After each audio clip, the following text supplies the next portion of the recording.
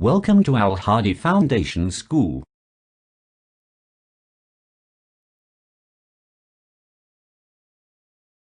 बिस्मिल्लाहिर्रहमानिर्रहीम। अस्सलाम वालेकुम। किताब का सफ़ा नंबर 27 खोलें। आज हम नया यूनिट शुरू करेंगे। यूनिट नंबर 2 है। यूनिट का मौजू है हादसा और सबक नंबर 1 है। इसका मौजू भी हादसा ही है। हादसात से हम कैसे बच सकते हैं और हमें क्या करना चाहिए, कौन सी ऐसी वजूहात होती हैं जिनकी वजह से हादसा पेश आता है, तो ये हम इस सबक में देखेंगे। तो चले पढ़ते हैं और फिर हम देखेंगे कि इसमें हमारे लिए क्या सबक है।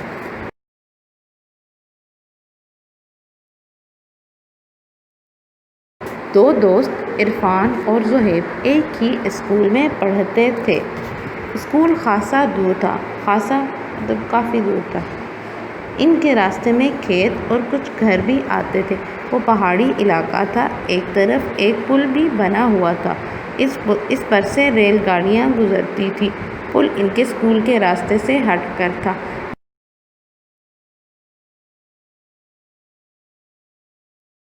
स्कूल के रास्ते में नहीं आता था, बल्कि पुल साइड पे था। दोनों कभी साइकिल पर और कभी पैदल स्कूल जाते। इरफान मुहिम जो यूज़ करते जाता था कि रोज़ कुछ ना कुछ करता रहे, कुछ नया करने की उसके अंदर जस्तजू रहती थी।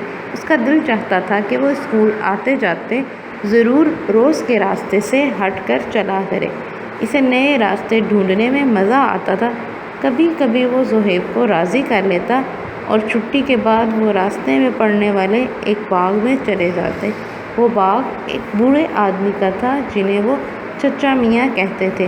वो इस वक्त आम तौर पर अपने कमरे में आराम कर रहे होते थे। वो दोनों चुपके चुपके दरख्तों पर चढ़ते। इरफान तो कभी कभी कोई फल भी खा लेता, जबकि ज़ुहैब ऐसा ना करता था, क्योंकि बताए बगैर वो फल ले रहे हैं। तो बताए बगैर अब अगर हम कोई चीज़ लेते हैं किसी की, तो वो चोरी कहलाती है। तो इसीलिए इरफान को पसंद नहीं था।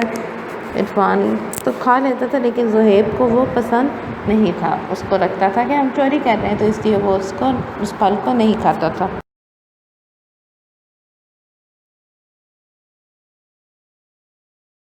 बाग में किसी ने एक टायर को, सफ़ा नंबर 28 पे आ जाए, दरख्त पर रस्सी से बांधकर झूले की तरह लटका दिया था, जिस पर वो झूला झूलते थे। एक दिन चचा मियाँ किसी काम से कमरे से निकल आए तो दोनों डर कर भागे और गिरते पड़ते घर पहुँचे।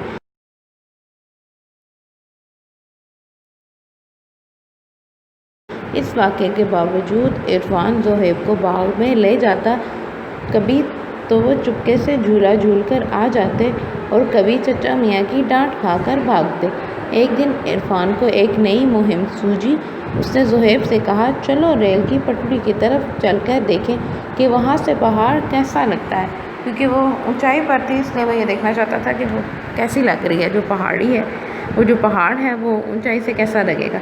ज़ुहैब ने मना किया और कहा, अम्मी इंतज़ार कर रही होंगी, बहुत देर हो जाएगी। लेकिन इरफान ने इसे राज़ी कर ही लिया। दोनों पटरी के पास पहुँचे।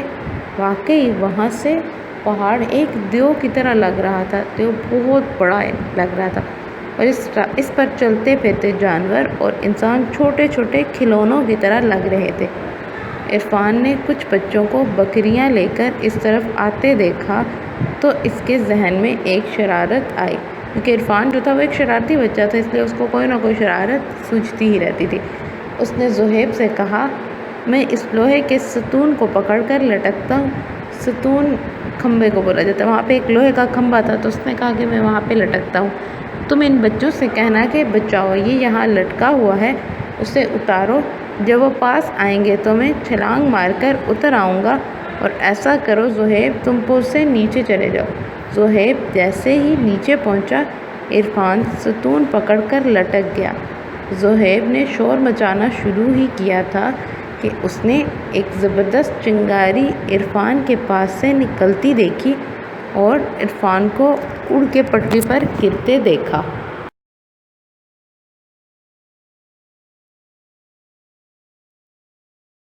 ज़ुहैब बहुत बुरी तरह डर गया। उसने बाग की तरफ भागना शुरू किया। سامنے چچا میاں کا باغ تھا۔ وہ بھاگتا ہوا چچا میاں کے پاس گیا اور ان سے مدد کے لیے کہا۔ چچا میاں بھاگتے ہوئے پل پر چڑھے۔ سگنل نیچے تھا اور سبز بتی جل رہی تھی۔ ٹرین آیا ہی چاہتی تھی۔ انہوں نے جلدی سے عرفان کو گھسیٹ کر پٹری سے ہٹایا۔ ان کے ہٹاتے ہی ٹرین ان کے بالکل پاس سے گزری۔ زہیب نے اللہ کا شکر ادا کرتے ہوئے سر اٹھا کر دیکھا تو لوہے کے ستون پر ایک بڑا سا بورڈ لگا تھا جس پر خطرے کا نشان بنا تھا اور لکھا تھا، خبردار، یہاں سے بہت زیادہ طاقت کی بجلی کی رو گزر رہی ہے۔ اف، زہیب نے سوچا، اگر ہم نے یہ پہلے دیکھ لیا ہوتا تو ہم کبھی یہ حرکت نہ کرتے۔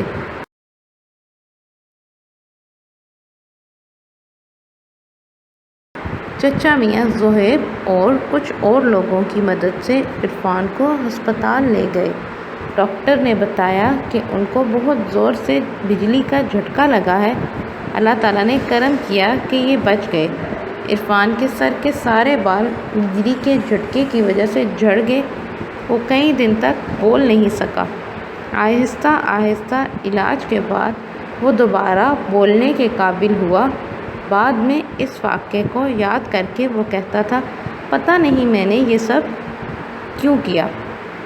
اب ہمیں اس سے کیا سبق ملتا ہے؟ ہمیں یہ سبق ملتا ہے کہ ہم لوگوں کو جو ہدایاتی تختیاں دی گئی ہیں نظر آئیں یا پھر بورڈ لگے ہوتے ہیں، جیسے آپ پارک میں جاتے ہیں وہاں پہ بورڈ لگے ہوتے ہیں کہ جانوروں کے پنجروں کے پاس نہیں جانا، ان کو کچھ کھانے کے لیے نہیں ڈالنا، ان کو نہیں چھیڑنا، یا سڑک کے کنارے لگا ہوتا ہے یا یہاں پہ خطرہ ہے، یا پھر گاڑیوں کے پیچھے لکھا ہوتا ہے خطرہ ہے۔ اس طرح کے جو بھی ہمیں بورڈ نظر آئے تو وہ ہم لوگوں کو پڑھنے چاہیے اور ان کی ہدایات پر عمل بھی کرنا چاہیے، اور کوئی ہمیں ایسی شرارت نہیں کرنی چاہیے جس سے کسی دوسرے کا نقصان ہوتا ہو۔ ہمیں ہمیشہ اپنا اور دوسروں سب کا خیال رکھنا چاہیے۔